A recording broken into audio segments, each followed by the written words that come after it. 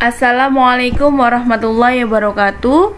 Pada pertemuan kali ini saya akan membahas uji asumsi yang lain, yaitu uji normalitas. Uji normalitas adalah uji kenormalan suatu distribusi atau pola data. Jadi suatu data itu bisa dikatakan berdistribusi normal apabila data tersebut secara visual bisa digambarkan kurvanya berbentuk lonceng atau berbentuk gunung yang simetris. Jadi misalkan saya mempunyai data nilai tersebut saya bagi menjadi 3 kategori, yaitu kategori tinggi, sedang, dan rendah. Apabila jumlah siswa yang nilainya sedang jauh lebih banyak dibandingkan jumlah siswa yang nilainya tinggi ataupun rendah, maka dan bentuknya simetris, kalau digambarkan kurvanya, maka secara visual dapat dikatakan bahwa data tersebut berdistribusi normal. Namun cara tersebut tentu saja tidak teliti ya. Untuk teliti kita harus melakukan uji hipotesis. Sebelumnya saya ulangi lagi, kenapa sih kita perlu melakukan uji asumsi? Uji asumsi itu ada banyak, ada homogenitas, ada normalitas, itu uji dasar. Namun uji asumsi itu berbeda-beda pada tiap metode atau tiap teknik analisis data pada statistika parametrik. Nanti ada regresi itu ada banyak uji asumsinya selain ada normalitas. Kemudian metode-metode lain juga uji asumsinya bermacam-macam. Namun homogenitas dan normalitas adalah uji asumsi dasar yang harus diketahui, karena hampir semuanya metode ada uji normalitas dan homogenitas. Oke, terus kemudian di sini untuk uji normalitas itu sebenarnya ada banyak, namun di sini yang saya sampaikan dan yang disampaikan dalam perkuliahan ini ada 2, yaitu uji Lilliefors dan Kolmogorov. Untuk pertemuan kali ini yang dibahas adalah uji Lilliefors terlebih dahulu. Untuk uji Kolmogorov dibahas pada pertemuan selanjutnya. Uji Lilliefors. Oke, setiap analisis data pasti harus ada hipotesis, statistik uji, dan keputusan atau kesimpulan. Sama dengan uji homogenitas, pada hipotesis H0-nya positif dan H1-nya negatif. Hal ini berbeda dengan hipotesis pada statistika inferensia, seperti hipotesisnya regresi, hipotesisnya korelasi. Di situ H0-nya negatif dan H1-nya positif. Kalau di sini khusus uji asumsi, H0-nya positif, H1-nya negatif. Itu yang harus diingat, jadi jangan sampai tertukar. Terus kemudian untuk statistik ujinya di sini menggunakan L hitung dengan rumusnya yang sudah tertulis di sini, di mana N-nya itu adalah jumlah datanya, jumlah respondennya, FK itu frekuensi kumulatif penjumlahannya, dan di sini ada P lebih kecil dari Z. P itu adalah probabilitas suatu daerah lebih kecil dari Z. Z-nya di sini adalah X min mu per sigma. Bisa ditulis X atau bisa ditulis Y, tergantung data apa yang mau kita uji normalitasnya. Kalau data Y ya kita ganti Z sama dengan Y min mu per sigma. Kemudian pembandingnya adalah L tabel. L tabelnya ini harus diketahui atau harus bisa ditentukan berapa alfanya, tingkat kesalahan. Biasanya kalau di soal tidak ditulis maka langsung saja pakai 0,05, dan dB-nya adalah N adalah jumlah respondennya. Dan keputusan atau kesimpulannya, tolak H0 apabila L max-nya, jadi nanti kita hitung nilai L-nya dan nilai L max-nya, nilai L yang paling besar atau nilai L maksimumnya ini adalah nilai L hitungnya. Dan nilai tersebut haruslah lebih besar, jika ingin tolak H0 haruslah lebih besar atau sama dengan L tabelnya.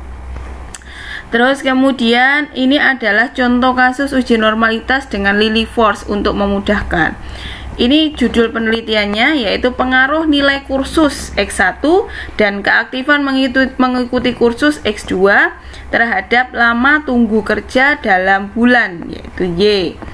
Berikut ini adalah datanya. Jadi ini ada kolom amatan itu responden, nama respondennya responden 1, 2, 3, di sini ada 25. Sehingga nilai N-nya adalah 25. Dan kemudian ini adalah nilai kursusnya, nilai keaktifan mengikuti kursus, terus lama tunggu kerja dalam bulan. Ini adalah datanya. Kemudian permasalahannya adalah ujilah apakah variabel lama tunggu kerja Y berdistribusi normal dengan Lillie force. Jadi kalau uji normalitas itu yang diuji hanya salah satu variabel saja, maksudnya tidak bersama-sama seperti uji homogenitas kemarin, itu kan minimal kita butuh 2 kelompok data untuk menguji. Sedangkan kalau normalitas itu kita hanya satu kolom saja, satu kolom data untuk diuji. Terus ini adalah langkah-langkahnya. Langkah 1, tabel perhitungan 1, yaitu ada kolom amatan, kolom Y, dan kolom Y kuadrat. Data Y kita kuadratkan, maka jadi Y kuadrat. Terus kemudian di bawahnya sini ada sigmanya, maka di sini adalah sigma Y 235,6 dan ini sigma Y kuadrat 2284,11. Langkah kedua, cari min dan standar deviasi dari Y-nya. Min seperti biasa, rata-rata jumlah data total 2356 ini tadi, sigma Y-nya dibagi dengan N-nya 25.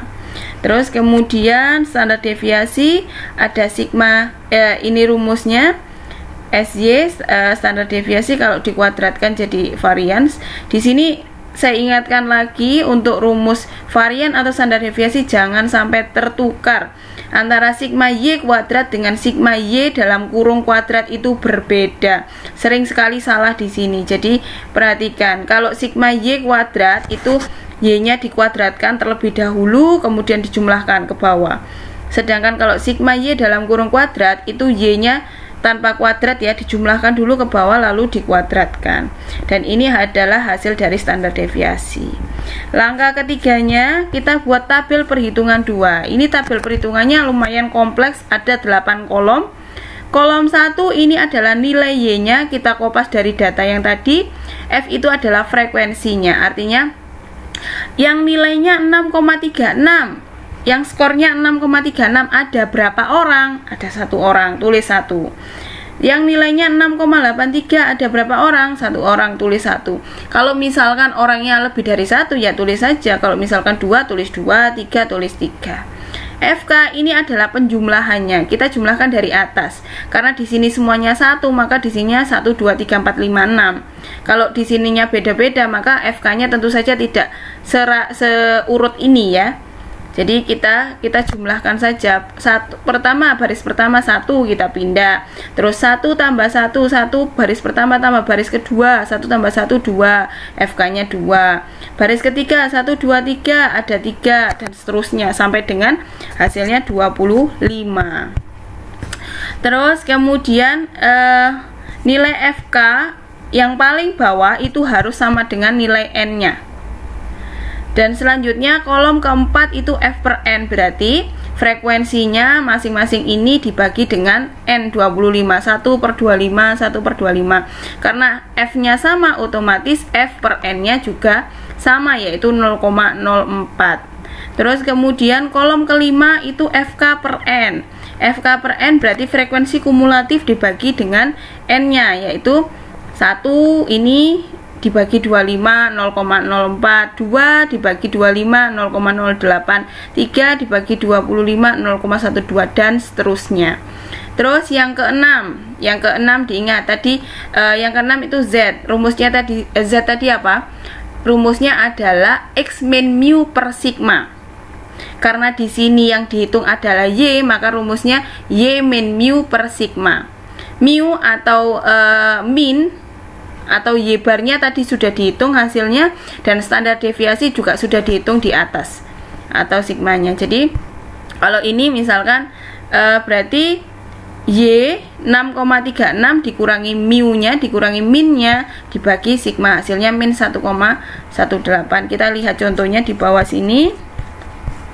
Nah, di sini misalkan data pada baris ke-19, Y adalah 10,94, min-nya adalah 9,424, standar deviasinya yaitu 1,6306. Didapatkan hasil Z-nya adalah 0,93. Terus kemudian yang lainnya dicari dengan cara yang sama. Kolom ke-7 itu kita butuh tabel distribusi normal. Jadi kita lihat di sini kan kolom 7 berapakah nilai P lebih kecil sama dengan Z. Kita lihat contohnya kolom ke-7. Misalkan Z ke-19 itu adalah berapakah nilai P lebih kecil sama dengan Z untuk Z19, di mana Z ke-19 adalah 0,93. Setelah dihitung ke atas tadi kan hasilnya 0,93. Berapakah nilai P lebih kecil sama dengan Z-nya? Caranya adalah kita butuh tabel distribusi normal. Ini adalah tabelnya di bawah sini. Pertama, kita bagi dulu nilai Z-nya. Ada nilai awal dan nilai belakang. Nilai awal adalah 2 digit dan nilai belakang adalah digit terakhirnya. Jadi di sini kan 0,93 kita bagi jadi 2, yaitu 0,9 dan 0,03. Kalau kita jumlahkan 0,9 ditambah 0,03 adalah 0,93. Jadi angka awalnya adalah 0,9, maka cari angka 0,9 pada sumbu vertikal, dan angka keduanya adalah 0,03. 0,3 kita cari pada sumbu horizontal. Pada tabel di sini menggunakan titik. Titik itu artinya 0, sekian. Jadi semuanya pakai titik, itu artinya 0, sekian. Maka di sini kita cari satu-satu. 0,9 bagian depannya itu kita cari di sumbu vertikal, dan bagian akhirnya yaitu 0,03 kita cari di sumbu horizontal. Di sini sudah saya blok warna merah dan warna kuning. Kita lihat tabelnya. Di tabel pertama sumbu horizontal itu yang tidur ini yaitu 0,03, dan vertikal itu yang berdiri.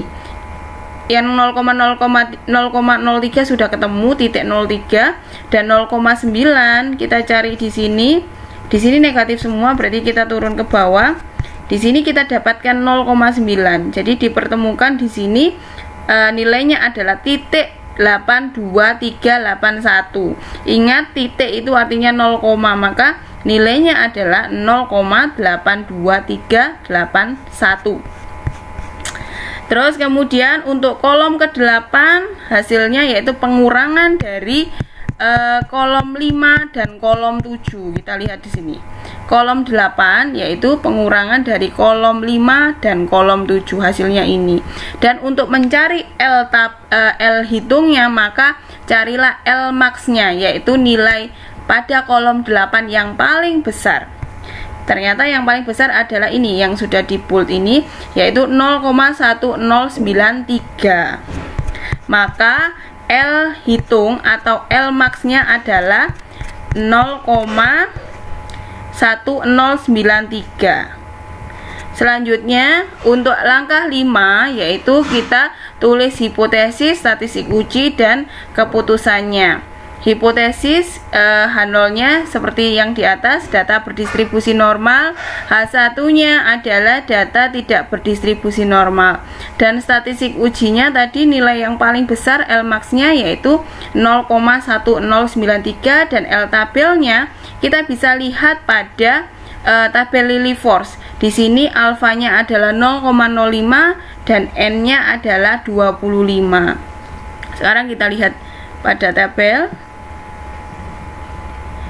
Kita lihat di atas nilai 0,05.